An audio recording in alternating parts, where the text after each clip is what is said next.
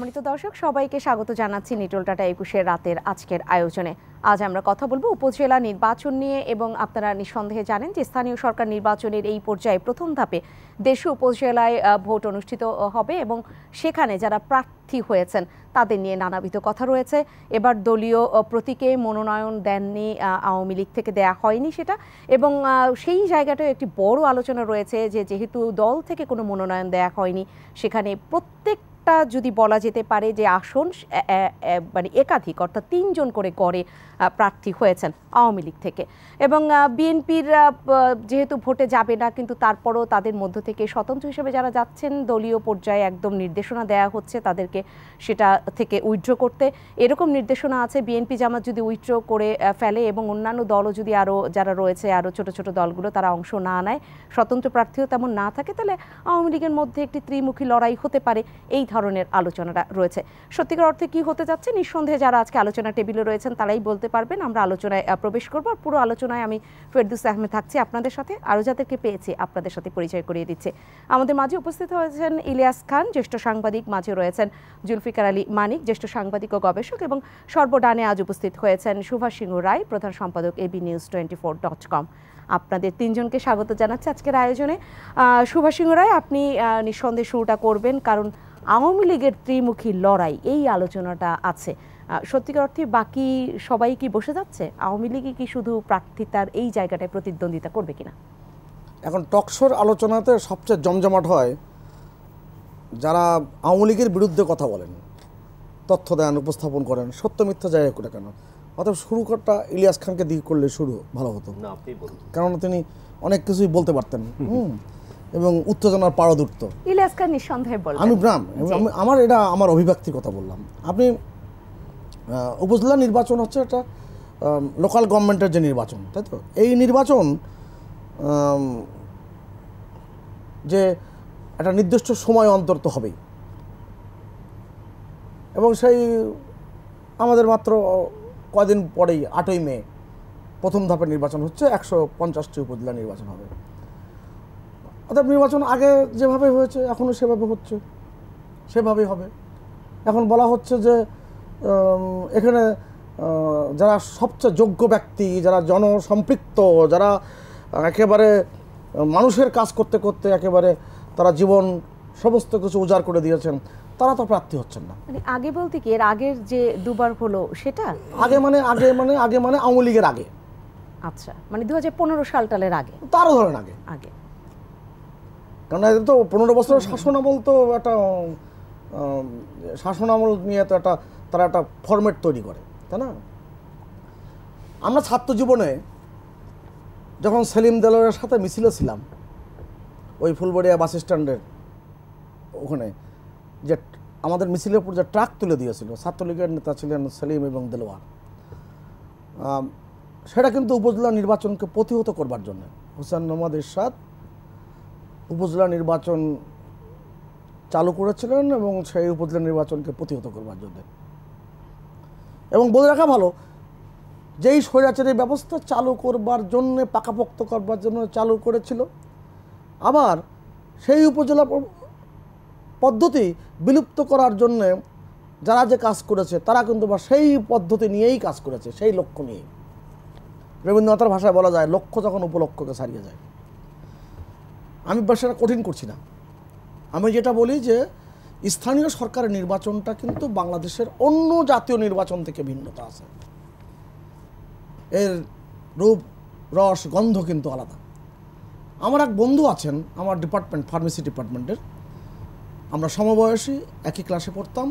ইলিয়াস খান ভাই, নাম বললে তাকে চিনবেন। তিনি মার্কিন যুক্তরাষ্ট্রে খুব গুরুত্বপূর্ণ সরকারি প্রতিষ্ঠানে চাকরি করেন এবং খুবই উচ্চ বেতনে, এফডিএতে, ফুড অ্যান্ড ড্রাগ অ্যাডমিনিস্ট্রেশন। তার বাবার বয়স এখন প্রায় 81-82। গত বছর আমার কাছে তার ক্ষোভের জায়গাটি হচ্ছে, তার বাবা এ পর্যন্ত 9 বার স্থানীয় সরকার নির্বাচন করেছেন। তিনি 4 বার জিতেছেন, 5 বার হেরেছেন। জমি জমা বিক্রি করেছে, প্রচুর জমি জমা তাদের আছে, বিক্রি করেছেন, এবং নির্বাচনের পরে 1-2 মাস কথাই বলতেন না, যেবার তিনি হেরে যেতেন, এবং বলতেন আর কখনো নির্বাচন করব না। বউয়ের নামে দিব্যি কাটতেন, সবার নামে দিব্যি কাটতেন। তারপর আবার করতেন। পরের 5 বছর পর যখন নির্বাচন সামনে এসে যেত, তখন 6 মাস আগের থেকেই আমার বাবা খুবই শক্ত হয়ে যেতেন, কারো কথা শুনতেন না, আমাদেরও ফোন ধরতেন না, নির্বাচন তিনি করবেনই। এই ব্যবস্থার মধ্যে বাংলাদেশের লোকাল গভর্নমেন্ট নির্বাচনগুলো এগিয়ে যায় এবং সেখানে আপনি এই মার্কা দেন আর না দেন,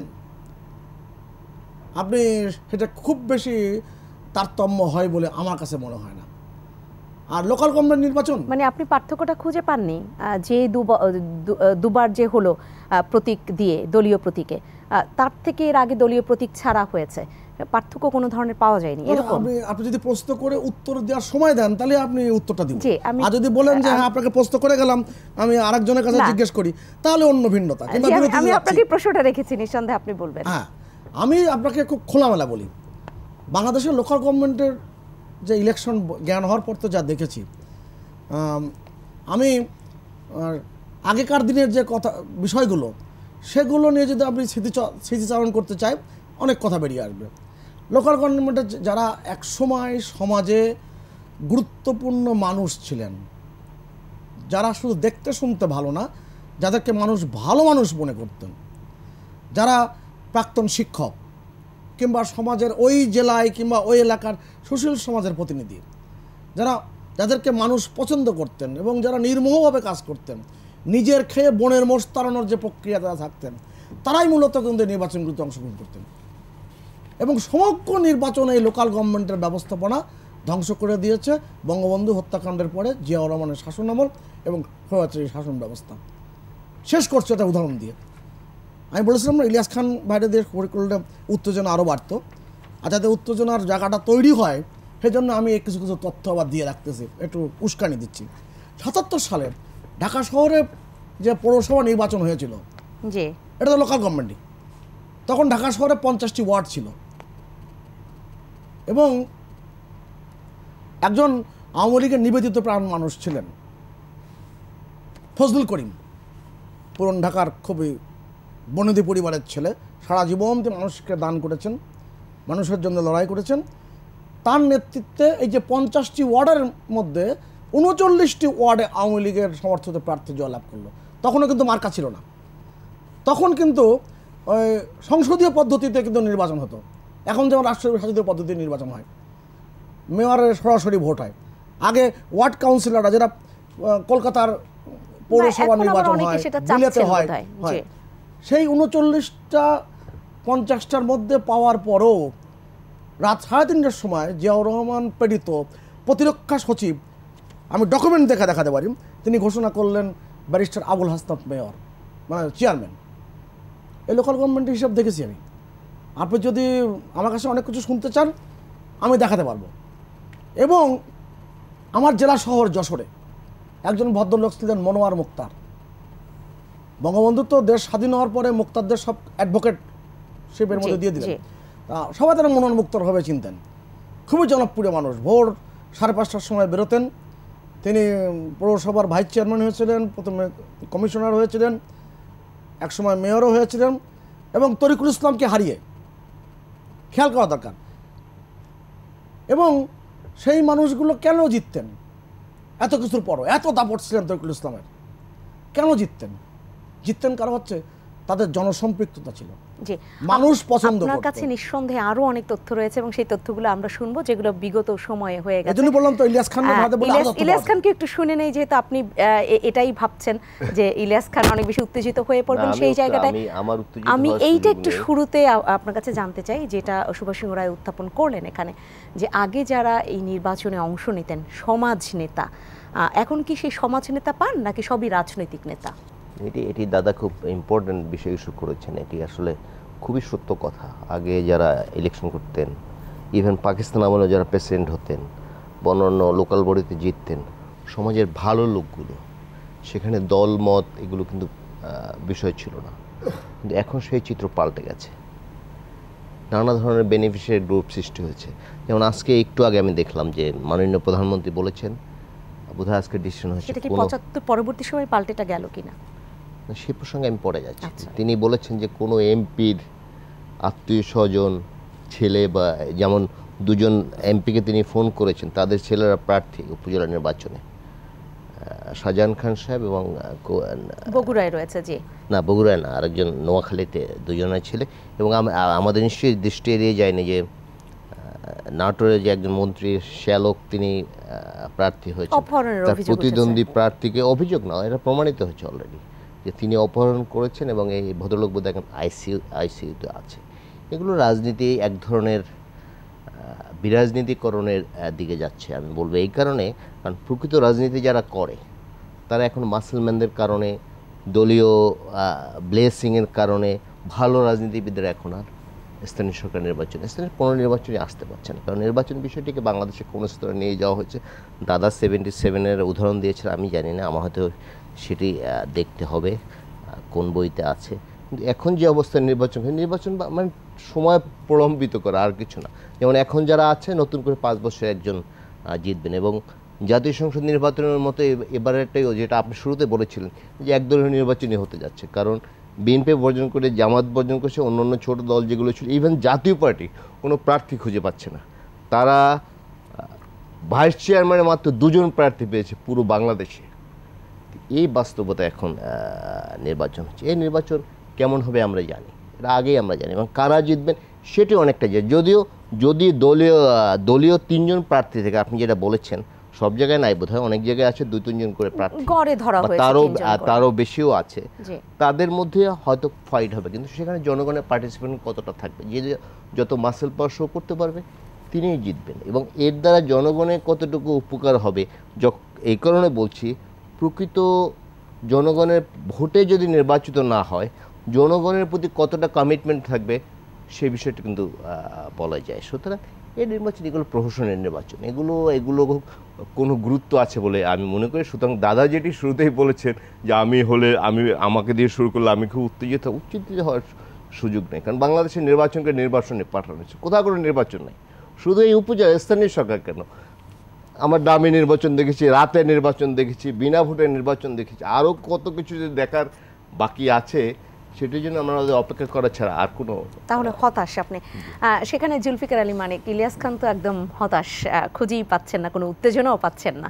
আপনার কি মনে হয়, সত্যিকার অর্থে কি আওয়ামী লীগের মধ্যেই এক ধরনের এরকম মাসেল, সেই এক্সারসাইজ, যদি বলি পাওয়ারের এক্সারসাইজ, সেরকমটাই হবে? আমার মনে হয় আপনার এই শোতে একজন শ্রোতা দর্শক দরকার আছে, অর্থাৎ আপনি এটা পরিচালনা করবেন, আর 2 মেরুর 2 জন তারা বক্তব্য দিবে, একজন শ্রোতা থাকা ভালো আসলে। আমার মনে হয় এটা আমার জন্য বেটার আর কি, কথা বলা সাংবাদিক হিসাবে। না, এখন মানে আপনি যে জিনিসটা জানতে চাচ্ছেন, উপজেলা নির্বাচন, এটা প্রথমত হচ্ছে যে আপনার তো একটা মেয়াদ পরপর নির্বাচন হতে হবে। সো মেয়াদ শেষ হচ্ছে, নির্বাচন হবে, এটা হচ্ছে। এখন নির্বাচনটা তো এক সময় তো স্থানীয় সরকার নির্বাচন, দলীয় নির্বাচন ছিল না, এক সময় হচ্ছে এটা ওই গ্রামের, ওই এলাকার যারা যারা দাঁড়াতে চায়। এবং এমনও দেখা গেছে একই পরিবারের আপন 2 ভাই প্রার্থী হয়েছে, দল ইস্যু না, সেও চেয়ারম্যান হতে চায়, সেও চেয়ারম্যান হতে চায়, অথবা সেও মেম্বার হতে চায়। এটাই হচ্ছে গিয়ে, এটাকে বিউটিও বলতে পারেন। এই লোকাল গভর্নমেন্ট ইলেকশনের এইটাই বাংলাদেশে একটা বিউটি ছিল, যে আপনি স্বাধীন মতো যে খুশি সে দাঁড়াতে পারে। ইভেন একই পরিবারের 2 ভাইও দাঁড়াতে পারে, একই পরিবারের 2 বোন দাঁড়িয়েছে, এরকম অনেক গণমাধ্যমেই রিপোর্ট হয়েছে যে 2 ভাই প্রতিদ্বন্দ্বী এরকম। সো এটা ছিল লোকাল গভর্নমেন্টের বিউটি। এখন ওই বিউটি থেকে আমরা নানান রকমের, যারা গবেষকরা অ্যানালাইসিস করে বললেন যে না, আলটিমেটলি ঘুরে ফিরে এটা ওই দলীয় নির্বাচনেই পরিণত হয়, তার সাথে দলীয় নির্বাচন করে দাও প্রতীকে। এখন দলীয়তে হচ্ছে, এখন হওয়ার পরে 2টা, এখন হঠাৎ বলছে না, দলীয় হওয়ার পরে আগের টেস্টটা, মজাটা চলে গেছে, আবার এটাকে ফিরানো যায় কিনা। কিন্তু লিগ্যালি এখনও জিনিসটা আপনি করেন নাই, আগের জায়গায় নেন নাই। কিন্তু যারা দলীয় প্রতীকে নির্বাচন করে, তারা এবার বলছে যে না, আমরা দলীয় প্রতীকে নির্বাচন করব না। এটা একটা বড় কারণ হচ্ছে যে নির্বাচনে যেন ভোটারের উপস্থিতিটা, এটা একটা কৌশল, যেটা ন্যাশনাল ইলেকশনও ছিল, যে ক্ষমতাসীন আওয়ামী লীগ তারা তাদের দলেরই আগে যেটাকে বিদ্রোহী প্রার্থী বলতো, ওইটাকে বাদ দিয়ে বলছে আমাদের দলের যে কেউ স্বতন্ত্র দাঁড়াতে পারবে। মূল লক্ষ্যটা ছিল যে ভোটার উপস্থিতিটা যেন বাড়ে। সো উপজেলাও তাই, যে ভোটার উপস্থিতি একটা বড় বিগ কোশ্চেন, অনেক দিন ধরে এটা একটা আলোচনা এবং বিতর্কের জায়গায়, যে ভোটার উপস্থিতি, বিকজ অফ আমাদের রাজনৈতিক যে এই নির্বাচনী রাজনীতিতে একটা বড় পরিবর্তন গত প্রায় 1 দশকের বেশি সময় ধরে ঘটেছে, দৃশ্যতই ঘটেছে, এটা নিয়ে ইয়ের কিছু নাই। তা এখন যে জিনিসটা এখন যেভাবে হচ্ছে, এই যে ওই যে যেটা বলছেন যে আমরা গণমাধ্যমে তো খবর আসছে যে দলীয় প্রতীকে হচ্ছে না সত্য, আবার দলের প্রভাব আছে এটাও সত্য। যারা এই যে বিএনপি নির্বাচন বয়কট করেছে, জাতীয় নির্বাচন, তারা বলে দিয়েছে যে আমরা এই নির্বাচনও করব না, কিন্তু এই নির্বাচন না করলেও আবার ঠিকই কিন্তু তাদের দলের লোক কিন্তু নির্বাচন যে করছে তৃণমূলে সেই খবরও বেরিয়ে গেছে। ইভেন জামায়াতের লোকও কিন্তু নির্বাচন করছে, সেটাও গণমাধ্যমে এসছে, যেহেতু দলীয় পরিচয় করছে যার যার মার্কা। আবার সরকার বলছে যে তার দলের এই দলের মন্ত্রীরা বা নেতারা যেন কোনো কিছু প্রভাবিত না করে, কিন্তু সেই খবরও আসছে ইয়েস প্রভাবিত হচ্ছে। এই যে একটু আগে যেটা বললেন যে সরকারের তরফ থেকে বলা হচ্ছে কারো আত্মীয় স্বজন যেন না দাঁড়ায়, কেন দাঁড়াতে পারবে না? তার ডেমোক্রেটিক রাইট নাই? কুমিল্লায় যে মেয়র হয়েছে সিটি কর্পোরেশনের যিনি ভদ্র মহিলা, তিনি কার কন্যা? তিনি তো লোকাল আওয়ামী লীগের এমপির কন্যা। তো এমপির কন্যা যদি সিটি কর্পোরেশনের মেয়র হতে পারে, তো একজন মন্ত্রীর শ্যালক, একজন মন্ত্রীর অমুক, একজন এমপির ভাই অমুক অমুক, তারা উপজেলা ইলেকশন করতে পারবেন না? তাদের কি অপরাধ? ওয়াই আপনি ডেমোক্রেটিক রাইটটাকে খর্ব করতে যাচ্ছেন কী জন্য? আমি যদি একটা থিওরিটিক্যাল ডিবেটেও যাই, ওয়াই? ইয়েস, আপনি বলতে পারেন না অন্য সবাইকে সুযোগ দেওয়ার জন্য, তাহলে কুমিল্লায় কেন অন্য সবাইকে সুযোগ দেওয়া হলো না? সে কেন একজন এমপির মেয়ে কি? না না, ঘটনা হচ্ছে এরকম, তো বিতর্ক করলে অনেক করতে পারে না, কিন্তু সেইগুলি করে লাভ নাই। কারণ আমি একটা জিনিস বলি, ওনারা রাজনীতির মানুষ, আমি রাজনীতির মানুষ না। আমার এত যোগ্যতা মেধা কোনোদিনই হয় না রাজনীতি করার। আমি খুবই সাধারণ ছোট সাংবাদিকতা করে আসছি এবং এখনও করছি। রাজনীতি জিনিসটা যখন রাজনীতিতে আর নেই, এমন নয় যে আজকে রাতারাতি নেই, এটা অল্প অল্প করে খইতে এটা এখন শেষ। আমি খুব চাছাছোলাভাবে বলি, এই যে বিশ্ববিদ্যালয়ে পড়াই হচ্ছে সরকার ও রাজনীতি, আমার মনে হয় বিশ্ববিদ্যালয়ে রাজনীতি ও ব্যবসা পড়ালেই ভালো হয়। কেন এত মানুষ রাজনীতিতে ঝাঁপিয়ে পড়তে চাই? ইটস এ বেনিফিট তো হিউজ। এখন না, এটা বহু বছর ধরে এটাকে একটা বিজনেসে পরিণত হয়ে গেছে। নতুন বিভাগ খুলতে হবে এরকম। Yes it's not government and politics, a business and politics. আপনি এই যে বিজনেস স্টাডিজে পাঠিয়ে দেন এই সাবজেক্টটা, not the political science and good idea. Fine arts, এই ইয়েতে কলা ভবনে না পড়ে আমার কমার্স ফ্যাকাল্টিতে পাঠিয়ে দেন। বিকজ অফ দ্য পলিটিক্স হচ্ছে সবচেয়ে দ্রুততম সময়ে সবচেয়ে বেশি মুনাফা আয়ের একটি বড় জায়গা। তাহলে কেন এত কম্পিটিশন? আমার শ্যালক কেউ চাই, আমার ভাই কেউ চাই, আমার মেয়ে কেউ চাই, আমার বোন কেউ চাই। Why this competition? কি মধু আছে? আপনি কেন যাচ্ছেন না দৌড়ায় হতে? আপনি ওই মধু খাওয়ার প্রতিযোগিতায় টিকবেন না, পারবেন না, আপনার কেউ নেই, আমার কেউ নেই, আমরা এতিম। সো পলিটিক্স জিনিসটা যখন নষ্ট হয়ে যায়, তখন আর এটা নিয়ে খুব বেশি আলোচনার কিছু দরকারও নাই।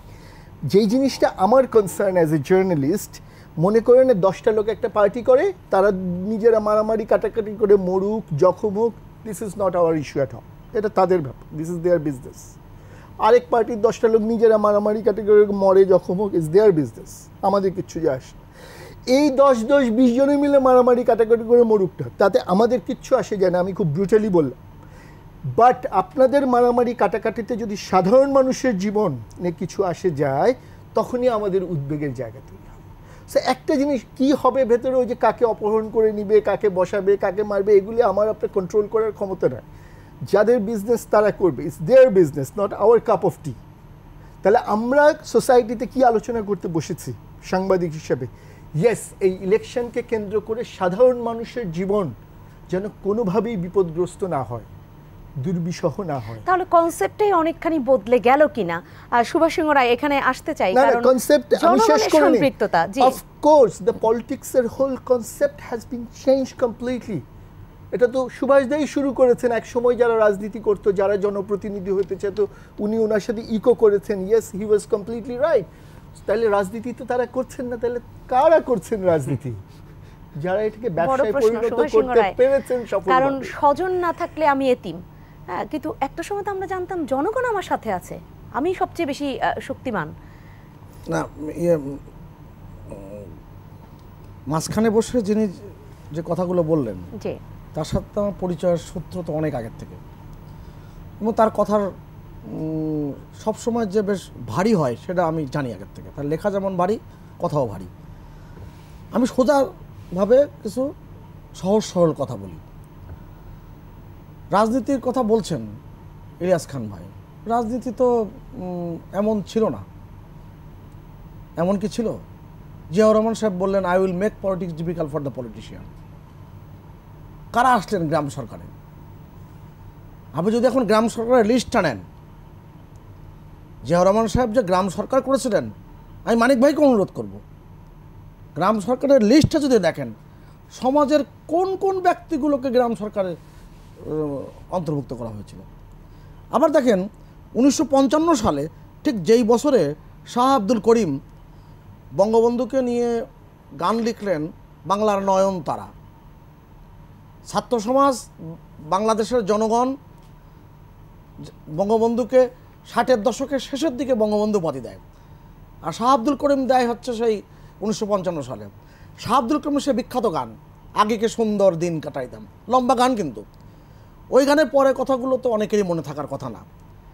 উনি লিখছেন যে কে হবে মেম্বার, কে বা গ্রাম সরকার, আমরা কি তার খবর লইতাম, আগে কি সুন্দর দিন কাটাইতাম, বিবাদ ঘটিলে পঞ্চায়েতের বলে গরিব কাঙালে বিচার পাইতাম, বিবাদ ঘটিলে পঞ্চায়েতের বলে গরিব কাঙালে বিচার পাইতাম, মানুষ ছিল সরল, ছিল ধর্মবল, এখন সবাই পাগল বড়লোক হইতাম, আগে কি সুন্দর দিন কাটাইতাম। অপূর্ব সুন্দর এই গানের কথার মধ্যে অনেক কিছু নিহিত আছে। কেন এরকম হলো? বঙ্গবন্ধু শেখ মুজিবুর রহমান তার রাজনৈতিক শক্তির জায়গাটা কোথায় তৈরি হয়েছিল? তিনি তার নেতা নির্বাচন করেছিলেন কিভাবে? সবচেয়ে জনপ্রিয় লোক গাজীপুরের তাজউদ্দিন আহমেদকে তিনি কাছে টেনে নিয়েছিলেন। রাজশাহীতে সবচেয়ে জনপ্রিয় লোক কামরুজ্জামান, তাকে কাছে টেনে নিয়েছিলেন, যাদের সাথে জনগণের সম্পৃক্ততা ছিল। আপনি ক্যাপ্টেন মনসুর আলী, ওই সিরাজগঞ্জ, পাবনা, ওই অঞ্চলে ঈশ্বরদীর সবচেয়ে জনপ্রিয় মানুষ ছিলেন। এই যে আগেকার দিনের যে ব্যাপারগুলো, এটা ধ্বংস হলোটা কখন?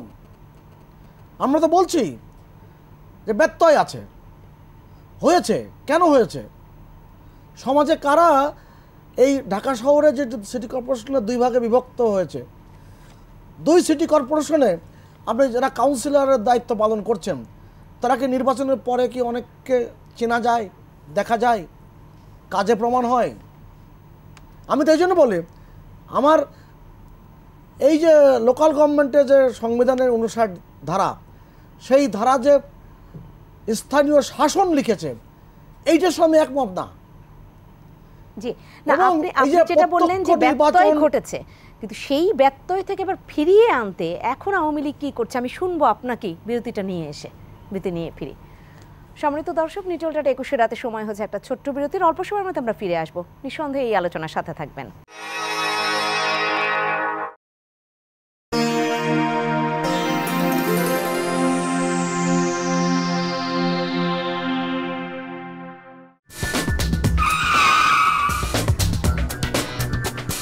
আবারও ফিরে এলাম নিটোল ডট 21 রাতের আজকের আয়োজনে। আজ আমরা কথা বলছি উপজেলা পরিষদের নির্বাচন নিয়ে, এবং প্রথম ধাপে 150 উপজেলায় নির্বাচন অনুষ্ঠিত হচ্ছে।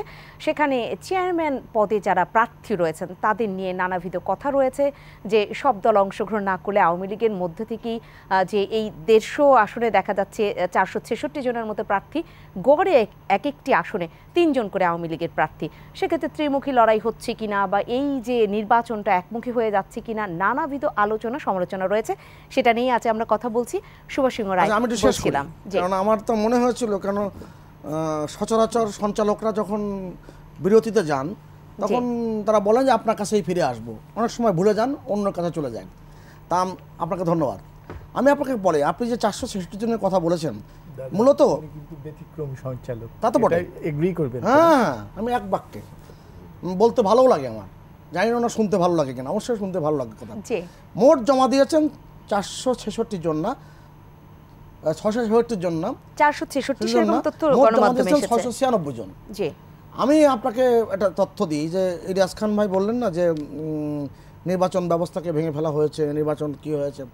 এই সাইফুর রহমান, বিএনপির একেবারে জন্মলগ্ন থেকে যিনি যুক্ত, তার যে আত্মজীবনী, একটি মাত্র আত্মজীবনী, তার কিছু কথা কিছু স্মৃতি, এই বইটা প্রকাশিত হয়েছে বেশ অনেক আগে, এবং এটা হাক্কানি পাবলিশার্স থেকে।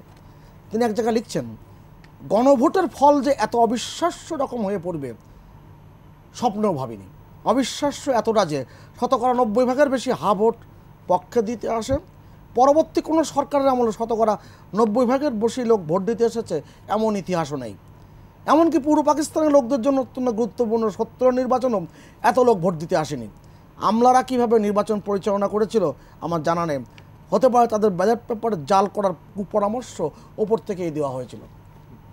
সাইফুর রহমান, আমি যদি 255 পৃষ্ঠার থেকে যে অংশটুকু পাশ করেছি, আমার সময় থাকলে অনেকগুলো বিষয় তার বিশ্লেষণ দিতাম।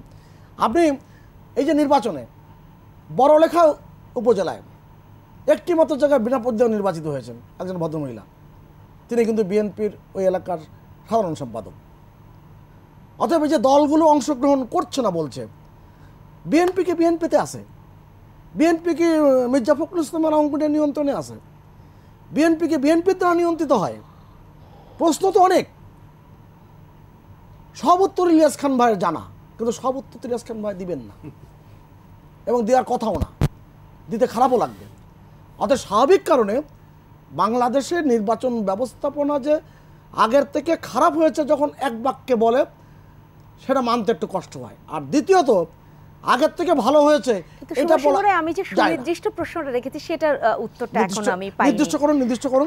সেটা হচ্ছে যে আপনি বলছিলেন যে ব্যত্যয় কারা ঘটালো, ব্যত্যয় হয়েছে, এতক্ষণ তো যা বললাম এটাই তো ব্যত্যয় ঘটিয়েছেন, ব্যত্যয় ঘটালো। কিন্তু আমি বলেছি যে তারপরে আওয়ামী লীগ এসে সেখান থেকে আবার সেটা পুনরুদ্ধার করতে কেন পারলো না, এই প্রশ্নটা রেখেছিলাম, যেটা বঙ্গবন্ধুর সময় ছিল। আপনি জানেন যে মার্গারেট থেচার যখন প্রথম প্রধানমন্ত্রী হলেন, তখন তিনি টেলিভিশন সাক্ষাৎকারে একটা অসাধারণ উক্তি করেছেন যে আগের কালাহান সরকার যে আবর্জনার পাহাড় গড়ে তুলে গেছে, এটা দূর করতে গেলে আমার অন্তত 5 বার টানা প্রধানমন্ত্রী হতে হবে।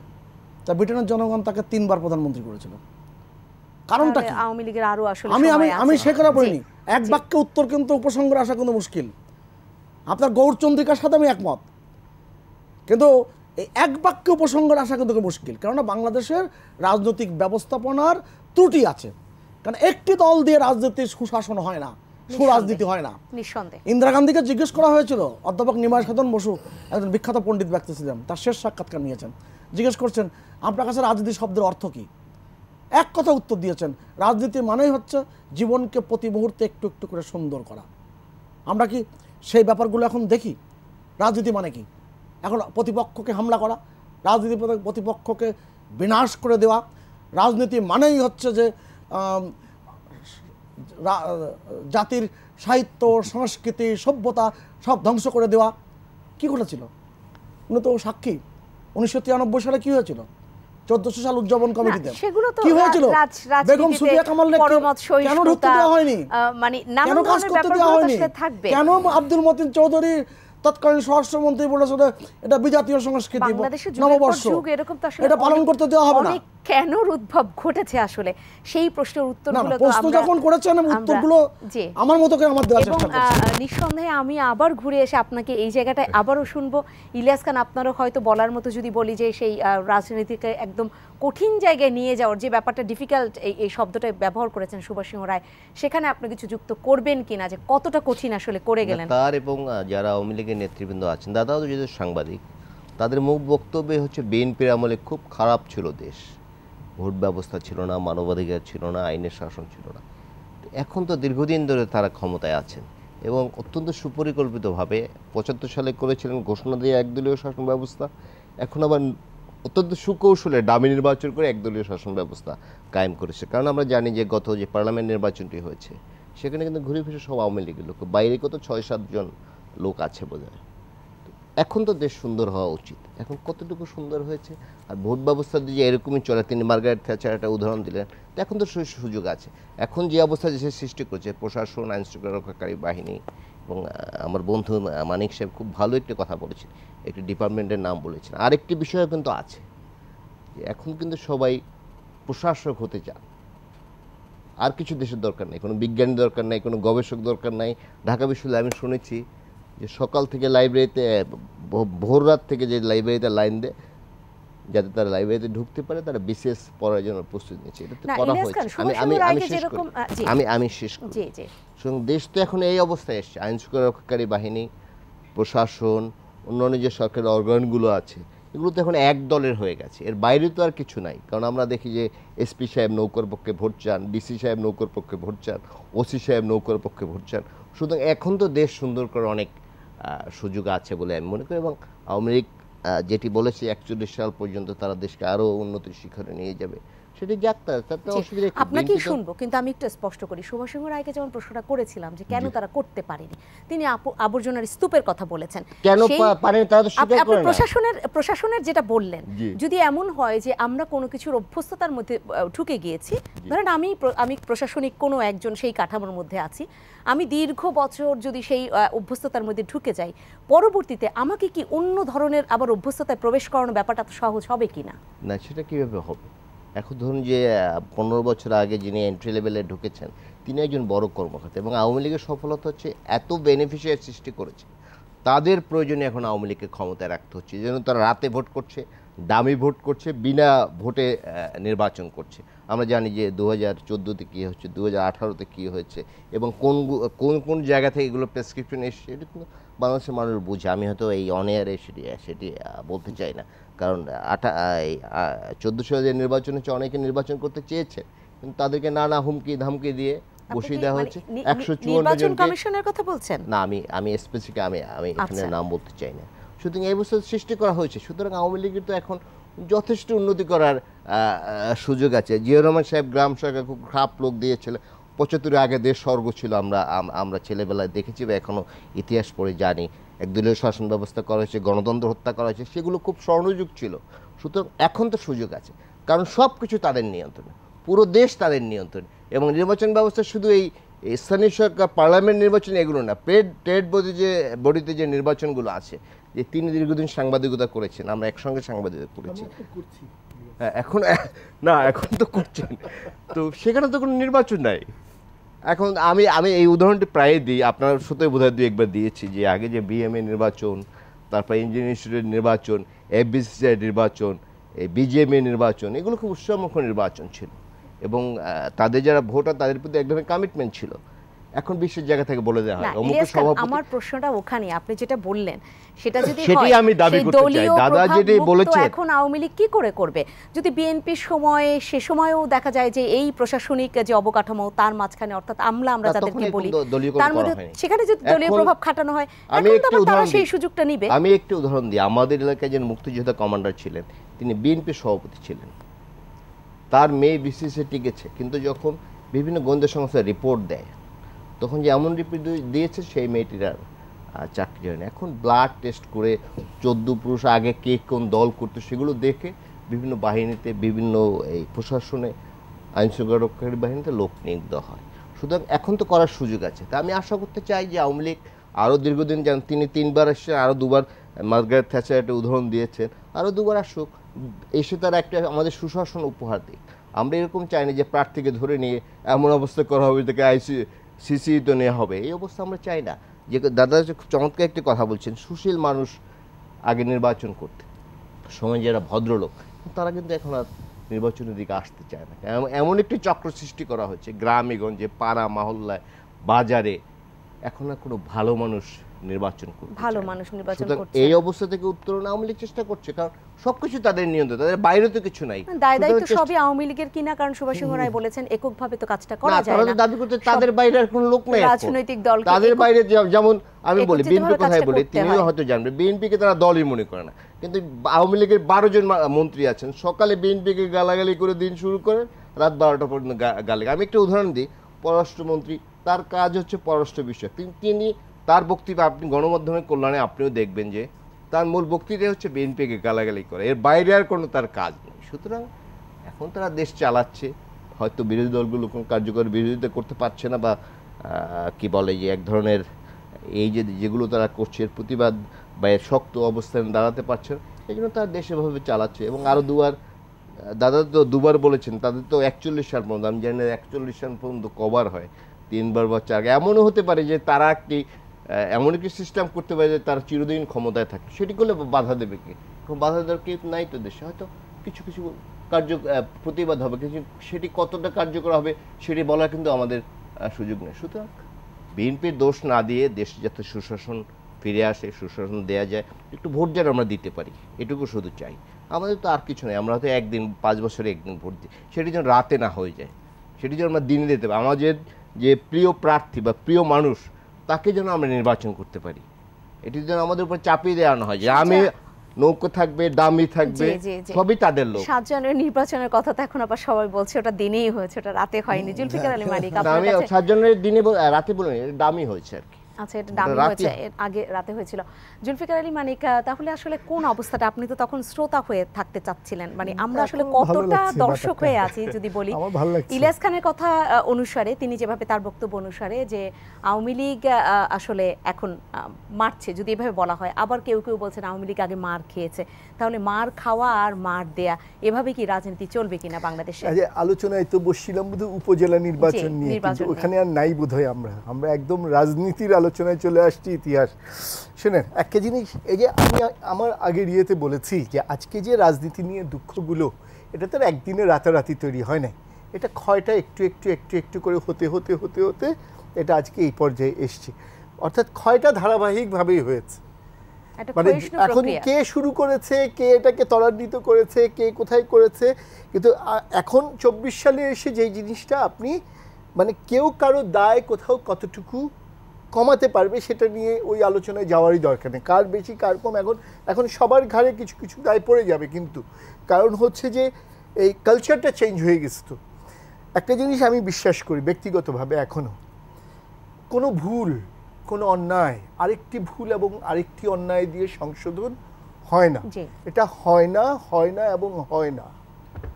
ফলে কার কি ভুল ছিল, কার কি অন্যায় ছিল, সেটা ইতিহাসে তো লেখা থাকবে, আছে, কিন্তু সেইটার জন্য সেটা সংশোধন করতে গিয়ে বা সংশোধনের নামে আমি আরও ভুল আরও অন্যায় যদি করি, তাহলে তার আর আমার সাথে কে পার্থক্য করবে, কার কোথায় বলতে পারেন তো? কেন আমরা দুটো মানুষের মধ্যে পার্থক্য টানি? কেউ নিপীড়িত হওয়ার পরেও একটা মানবিক মানুষের মতো আচরণ করে, কেউ নিপীড়ন করে বলেই সে দানবিক হিসেবে পরিচিত হয়। আমি নিপীড়িত হলাম বলে আমিও একসময় দানবিক হয়ে যাব, তাহলে দুই দানবের মধ্যে কে কার পার্থক্য তৈরি করবে? ফলে এখানে কিন্তু অনেক জিনিস আছে। আপনার প্রবলেম হয়েছে কি, এই সোসাইটির কোনো ফিলোসফিক্যাল দার্শনিক রাজনৈতিক অবস্থানই কখনো তৈরি হতে পারেনি। দলগুলো তো কার কি দায় বললাম, যারা বলেছে এক সময় করবে তারাও ব্যর্থ হতে হতে ধুলায় মিশে গেছে, যারা এখনও দাঁড়িয়ে আছে তারাও ওইসবের আর ধারও ধারে না, কারণ হচ্ছে পুরো কালচারটাই তো চেঞ্জ হয়ে গেছে। ফলে আপনি ওইসব কার কি এত ইতিহাস ঘাটতে গেলে হবে না। মুদ্রাগত উপজেলা নির্বাচনে আসেন, নির্বাচনটা শান্তিপূর্ণ হোক, দিস অনলি আমার একমাত্র কামনা, নাগরিক এবং সাংবাদিক হিসেবে কোনো মানুষের জীবনটা যেন না যায়। কিন্তু ত্রিমুখী লড়াই যে শব্দটা এখন ব্যবহার করা হচ্ছে গণমাধ্যমে, তাতে কি আপনার মনে হয় যে কোনোভাবে সাংঘর্ষিক পরিস্থিতি তৈরি হবে না, ছাড়াই হয়ে যাবে? কিছু কিছু সংঘর্ষ বা এই যে অঘটনের খবর তো বেরিয়েই আসতেছে ইলেকশনের আগেই, অর্থাৎ কাকে বসায় দিতে হবে, কাকে রাখতে হবে।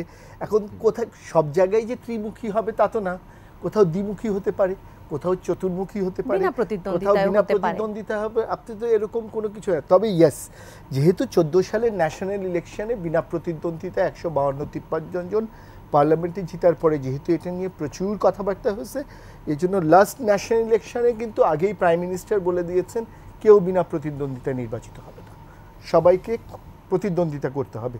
সো আই হোপ যে সেম পলিসি উপজেলায়ও থাকবে, অর্থাৎ যেই জিতে হারুক প্রতিদ্বন্দ্বিতা। এখন কে জিতবে হারবে, শুনেন, পলিটিক্স হচ্ছে এমন মজার একটা জিনিস, সেন্ট্রালি কি আমাদের কালচার বলছি, আমার এই ব্রিটেন আমেরিকা শুনে লাভ নেই, কারণ আমরা ব্রিটেন আমেরিকার পলিটিক্স আর রিয়ালিটিতে থাকি না। This is our culture, this is our habit.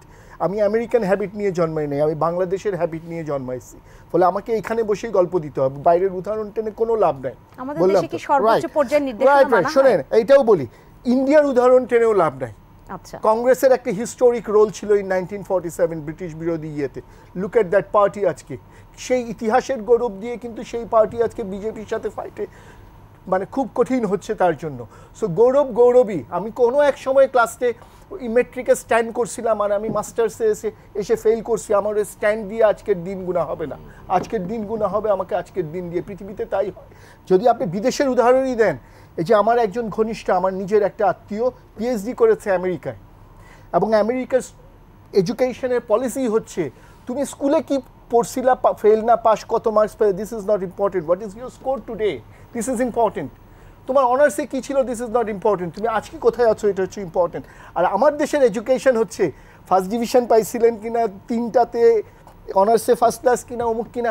আরে আপনি বিশাল পড়ালেখা বাইরে থেকে করে আসছেন, তোমার ফার্স্ট ডিভিশন ছিল মেট্রিকে, সেকেন্ড ডিভিশন, থার্ড ডিভিশন, আরে যেই ডিভিশনই থাকুক, আজকে তো আমি আপনার টিচারের চেয়েও বেশি পড়ালেখা করে ফেলতে পারছি। আই হ্যাভ দ্যাট ব্রেইন, কিন্তু আমাকে ছুঁড়ে ফেলে দেওয়া হবে। রাখেন সার্টিফিকেট, আমি কেন বললাম রাখেন, এই যে কাগজ সর্বস্ব যে আমাদের ফিলোসফি দাঁড় করাইছে হোল সোসাইটিতে, দ্য পেপার মানুষ এবং তার ব্রেইনকে গুনতে চায় না যে আজকে তোমার যোগ্যতা কি। সো এই জন্য অত অতীত বাইরের গল্প করে লাভ নাই। দ্য গল্পটা হচ্ছে এরকম যে এখন উপজেলা নির্বাচনটা শান্তিপূর্ণ হয়ে যায়, দ্বিমুখী ত্রিমুখী চলবে। যে যদি মনে রাখবেন আমার এখানে উপজেলা, কিন্তু উপজেলা যেই কারণে করা decentralization of the whole system, সেখানে কিন্তু খুব বেশি কিছু হয় নাই, বরং অনেক ওই যে পলিটিসাইজড হতে হতে পুরো ব্যাপারটা একটা নিয়ন্ত্রিত জায়গায়। যা আমি একটা জিনিস বলি, যার হাতে যখন ক্ষমতা সেই তখন এই সোসাইটিতে দানব। ফলে কার হাতে কখন ক্ষমতা সেটা যার যখন ছিল এবং যার যখন আসবে। সো এইখান থেকে যদি বাঁচতে চান তাহলে আপনাকে হোল কালচার চেঞ্জের একটা দায়িত্ব নিতে হবে। কে নিবে এরকম লোক এখনও দেখা যাচ্ছে না, বিকজ অফ কম্প্রোমাইজ কখনো কালচার চেঞ্জ বলে না। আবার এটা বললে বলবে বিপ্লব করা যাবে না সোসাইটিতে। অনেক বেশি টাফ। আমাকে শেষ করতে হবে, মোটামুটি শেষ একবার আপনাদের তিনজনকে শুনে শেষ করবো। সুভাষ সিংহ রায়, সেক্ষেত্রে আসলে এই যে স্কোর দেখা, কিন্তু আমরা তো মানিক ভাই যা অতীতের ইতিহাস থেকেই নাকি বোঝা যায় সামনে কি হবে। কথামালা গাঁথলেন, যেভাবে বিস্তৃত করলেন, আসলে আর কিছু বলার থাকে না। এই কিছু কিছু কথা বলা থাকে, বলতে হয়, তাই বলি। এই যে ড্যামি ক্যান্ডিডেটের কথা বললেন, নির্বাচন 2024-এর বাংলাদেশের আর রাজনৈতিক দল যেটা আছে, যেটাকে নিয়ে তারা কথাবার্তা বলে, মনে হয় যেন বাংলাদেশের সমস্ত মানুষ মুখিয়ে আছে তাদের ভোট দেওয়ার জন্য। তাদের দলটাই তো নিজে পুরোটাই ড্যামি দল। এখন ড্যামি কেন দল সেটা আমি পুরো ব্যাখ্যা দিতে পারি যদি আমার সুযোগ দেন। এই যে বর্তমান নির্বাচন কমিশনার কাজী হাবিবুল আওয়াল, আমি বলি সেদিনই বলছি তো, আমি তো ওই বিবেচনা রেখেই বলছি। কাজী হাবিবুল আওয়াল সর্বশেষ যে বইটা লিখেছেন, বিচার ও প্রশাসন ভিতর থেকে দেখা, পাঠক সমাবেশে বইটা বের করেছে। তিনি 1981 সালের পর থেকে বাংলাদেশের প্রশাসন যন্ত্রের ভিতরে কারা কোন সময় অপকর্ম করেছেন, কারা কি করেছেন, কারা এখন পরবর্তীতে রূপ পাল্টিয়েছেন, ওই সময় তারা কোন রূপে ছিলেন, তারা স্বৈরতন্ত্রকে কীভাবে হৃষ্টপুষ্ট করেছেন, সব বিস্তৃত ব্যাখ্যা দিয়েছেন। আমি তার সব কথার সাথে আমি একমত না, কিন্তু একটা কথার সাথে আমি একমত, যে ইলিয়াস খান ভাই বললেন না যে তার বাবার গোষ্ঠী দেখা হয়, ডিএনএ দেখা হয়, অমুক দেখা হয়, একেবারেই আদৌ সত্য নয়। আমার ছাত্র জীবনে যাদেরকে দেখেছি মহসিন হলে নিরু বাবলুদের রুমে এসে শুধু তাকিয়ে থাকতো তাদের দৃষ্টি আকর্ষণের জন্য, বঙ্গবন্ধু উচ্চারণটা ঠিক মতো করতো না। তারা এই গত 15 বছরে তারা এই সচিবালয়ের অনেক সর্বোচ্চ পদে তারা কিন্তু অধিষ্ঠিত হয়েছে। কথা বললে অনেক কথা বেরিয়ে আসবে পিছন থেকে। অতএব সেই যে কথাগুলো বলছি আমরা, এই যে বললাম না মানিক ভাইয়ের কথা অনুযায়ী, কার নিন্দা করো তুমি, এ আমার পাপ তোমার পাপ, কেন এই পাপের বোঝা ভারী করা হয়েছিল? উনি রাষ্ট্রের দর্শনের কথা বলছেন। বঙ্গবন্ধুর হত্যাকাণ্ডের মধ্য দিয়ে বাংলাদেশের রাষ্ট্রীয় দর্শনের পরিবর্তন করে দেওয়া হয়েছিল, এবং এটা তো বাস্তবতা। এটা বললে যদি কেউ আওয়ামী লীগ হয়ে যায়, এবং এই কথাটা যদি বলা যাবে না, সেটা যদি আবার সেই ইন্ডেমনিটি দেওয়া হয়, ইন্ডেমনিটি দেওয়া হয়েছিল না, হত্যাকাণ্ডের বিচার করা যাবে না, তার সেরকম যে এসব কথা বলা যাবে না, এটা একটা ইন্ডেমনিটি। তা সেই কথাগুলো আমি খুব জোরে সোরে বলি। এখন তরুণ প্রজন্মের মধ্যে ভাবনার জায়গা তৈরি হচ্ছে, যেহেতু আমি ওষুধ উৎপাদন বিপণনের সাথে যুক্ত, আমার যেহেতু সারা বাংলাদেশে আমার সমস্ত খোঁজখবর, প্রতিদিন বিক্রয়ের খোঁজখবর রাখতে হয়, শেষ করছি আমি, রাখতে হয়, স্বাভাবিক কারণে আমি জানি এখন তরুণ প্রজন্মের মধ্যে অনেকে লোকাল গভর্নমেন্টের যে ইলেকশন, সেই ইলেকশনের আগ্রহের জায়গা তৈরি হয়েছে, এবং সবাই যে একেবারে শুধুমাত্র লাভের লোভে করতে চায় সেটাও কিন্তু না। এবং অনেক মানুষ আছেন যারা প্রকৃত অর্থে তাহলে মানুষের তারা সেবা আদর্শিক করতে জায়গায় চান। ফিরছে, এটা আপনি মনে করছেন? ইলিয়াস খান শুনবো, কারণ শেষ করতে হবে আমরা আমাকে। আমরা যদি পত্রপত্রিকা ঘাঁটি আমরা দেখি যে বাংলাদেশে একজন তরুণও যার সামর্থ্য আছে এই দেশে থাকতে চায় না। মাঝে মাঝে বিবিএস এর বিভিন্ন জরিপ এগুলো বেরোচ্ছে। আরে বাবা, এই আরেকটা দেশদ্রোহী কথা। যারা চীনের লোক থাকতে চায় চীনে, যারা শিক্ষিত চীনে থাকতে চায়। থাকতে চীনের চায়? পরিবেশ অনেক আলাদা। আপনি মার্কিন যুক্তরাষ্ট্রে যান না, মাঝে মাঝে যাওয়া পড়ে তো আপনার। অনেক আলাদা চীনের চীনের পরিবেশ মানুষ আমাদের কোথায় চেয়ে। গেছেন? হ্যাঁ, তো তরুণ প্রজন্ম বলে রাজনীতিতে এরকম। আগ্রহী হচ্ছে, এটি বলার কোনো সুযোগ আছে বলে আমি মনে করি না, কারণ আপনি আমরা মনে করছেন বইটা না? আমরা দেখেছি। জি, শেষ করবো। তারা- জুলফিকার আলী মানিক, আপনি শেষ করেছেন কিনা ইলিয়াস না, খান? আমি শেষ করি না, আমি শুধু এই উপজেলা নির্বাচনে আচ্ছা। একটি লাস্ট কথা বলে দিই। জি। এগুলো নিয়ে মানুষের কোনো আগ্রহ নেই, কারণ নির্বাচন ব্যবস্থাকে নির্বাচনে পাঠানো হয়েছে। এটি আগে ফিরিয়ে আনতে হবে, জনগণ যাতে ভোট দিতে পারে, তার পছন্দের প্রার্থীকে যাতে ভোট দিতে পারে। 3 জন আওয়ামী লীগ হবে, আমি তো আওয়ামী লীগ করি না, আমি কাকে ভোট দিব? সুতরাং এগুলো প্রহসন, এগুলো মানুষের দাম অকারী। কিন্তু বিএনপি যদি অংশ না নেয়, বিএনপির যে সাপোর্টার তারা আসলে ভোটটা দিবে কি করে? এই কথাটাও তো আছে। বিএনপি অংশ নেবে কিভাবে? এখানে প্রশাসন আওয়ামী লীগের, আইন শৃঙ্খলা রক্ষাকারী বাইরে আওয়ামী লীগের, অন্যান্য যে অর্গানগুলো আছে সব আওয়ামী লীগের। এখানে অংশ নিয়ে তো কোনো লাভ নেই। আমি আগে শুরুতেই বলেছি, এটা প্রহসনে পরিণত করেছে, মানুষের ভোট দেওয়ার কোনো সুযোগ নেই। সেই কারণে আচ্ছা, অংশ আমি একটা নিচ্ছে ছোট না, উদাহরণ ভোটও দিই, দিতে ছোট পারছে না। উদাহরণ দিই। জি জি, জুলফিকার ব্যারিস্টার আলী মানিক। মইনুল ইসলাম, উনি খুব দাপটি লোক ছিলেন না? মনির হোসেন, মনির হোসেন দাপটি লোক ছিলেন না? 2014 নির্বাচনের আগের দিন রাত্রে একটা জনপ্রিয় টেলিভিশনের গভীর রাত্রে অনুষ্ঠানে বলছেন, বাংলাদেশের প্রধানমন্ত্রী এবং রাষ্ট্রপতিকে এখন পাহারা দিচ্ছে বিদেশি সৈন্য। আপনি জানেন যে এবিপিএন যে তাদের যে ড্রেস, পুলিশের একটি বাহিনী, এদেরকে দেখিয়ে বলছেন এটা বিদেশি সৈন্য। এটা দেশদ্রোহী বক্তব্য। এই কথাগুলো যারা বলেন না, এটা খুব ভয়ঙ্কর বক্তব্য। এবং নির্বাচন ব্যবস্থা ভেঙে পড়েছে। শেষ করি নির্বাচন ব্যবস্থা ভেঙে পড়েছে, ফিরিয়ে আনতে হবে। কোন জায়গায় ফিরে? 77 সালে হানা ভোট, 78 সালে রাষ্ট্রপতি নির্বাচন, 79 পার্লামেন্ট, 79 হেলিকপ্টারে করে 79 পার্লামেন্ট ব্যালট বাক্স নিয়ে আসতে হয়। এই তো সেই জন্য তো জানতে হবে 73 নির্বাচনে হেলিকপ্টারের ইতিহাস জানতে হবে। এবং যিনি ওই খন্দকার মোস্তাকের কাছে যিনি পরাজিত হয়েছিলেন, তিনি 2001 সালে 1 অক্টোবরে, তাহলে শেষ করতে দেন না তো।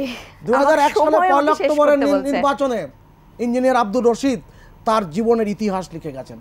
73 নির্বাচনে কি ঘটেছিল, তিনি নৌকা মার্কা ইলেকশন করেছিলেন। অতএব ইতিহাসকে বিকৃত করা হয়েছে সবসময়, এখনো চলছে। জি, সেখানে আসতে হবে জুলফিকার আলী মানিক। তাহলে আপনি একদম 30 সেকেন্ডে বলবেন, আপনি যে বলছিলেন যে এসএসসি বা এইচএসসি সার্টিফিকেট দেখার দরকার নেই, পিএইচডি এর স্কোর দেখলেই হবে, সম্ভব? ফিরতে তো হবে নানান জায়গায়। একটু অন্য হয়ে যাচ্ছে। একদম 30 সেকেন্ডে আপনি এখনের পারফরমেন্স জাজ করা হবে আপনাকে। বিষয়টা এরকম, এখনের পারফরমেন্স কি? আমি এক সময় মেট্রিকে স্ট্যান্ড করছিলাম, এখন আমি ফেল করছি মাস্টার্সে এসে। আমার ওই মেট্রিকের সার্টিফিকেট দিয়ে আপনি আমাকে জাজ করবেন? বলেন করবেন কি না? করবেন না। তাহলে আমাকে মাস্টার্সে ভালো করতে হবে, আমি ওইটা বলেছি। অর্থাৎ আপনি এখন কি করছেন, দিস ইজ ইম্পর্টেন্ট। সো অতীতে যিনি ভুল করেছেন, তিনি এখন ভালো কথা বললেও লোকে কেন শুনবে না? কারণ আপনি অতীতের জন্য সরি বলেছেন, yes we did a mistake, আসো কারেক্ট করি। এইটাই হচ্ছে গিয়ে মানুষের এডুকেশন এবং এনলাইটমেন্ট, আলোকিত হওয়া। অর্থাৎ আমি হয়তো আপনার সাথে অন্যায় করেছি, আজকে আমি আপনার সাথে ভালো হতে চাই, আমাকে আগে বলতে হবে আপা আমি sorry, that was my mistake, আমি আর করব না। ফলে এই জায়গায় যতদিন আমাদের বোধোদয় না হবে ততদিন কিছু ঠিক হবে না। যদিও আমাদের এখন অনেক কাজ করবার রয়েছে বাংলাদেশে, কিন্তু আপাতত আমাকে শেষ করতে হচ্ছে। এর বাইরে এই মুহূর্তে আমি আর কোনো কিছু করতে পারছি না। অসংখ্য ধন্যবাদ জানাচ্ছি ইলিয়াস খান আপনাকে, জুলফিকার আলী মানিক আপনাকে অসংখ্য ধন্যবাদ, সুভাষ সিংহ রায় আপনাকে অসংখ্য ধন্যবাদ। সম্মানিত দর্শক, আপনাদেরকে অসংখ্য ধন্যবাদ জানাচ্ছি। এতক্ষণে আলোচনায় ছিলেন উপজেলা পরিষদের যে নির্বাচন প্রথম ধাপে অনুষ্ঠিত হবে, এখানে আসলে একটি প্রত্যাশা সবারই হয়তো থাকছে যে সুষ্ঠু একটি নির্বাচন হোক এবং সেখান থেকে ভোটাররা তাদের পছন্দের প্রার্থীকে বেছে নিয়ে ভোটটা দেখ। সেই ভোটের দিনটা সবার প্রত্যাশা যে সুষ্ঠুভাবে নির্বাচনটা অনুষ্ঠিত হোক। এখন শুধু সামনের দিকে তাকিয়ে থাকা, উপজেলা পরিষদ নির্বাচনে সেই সুষ্ঠুতা যেন আমরা খুঁজে পাই এবং যারা ভোটার রয়েছেন তারা যেন তাদের মূল্যবান ভোটটি নিজেদের ইচ্ছে মতো আসলে প্রদান করতে পারেন।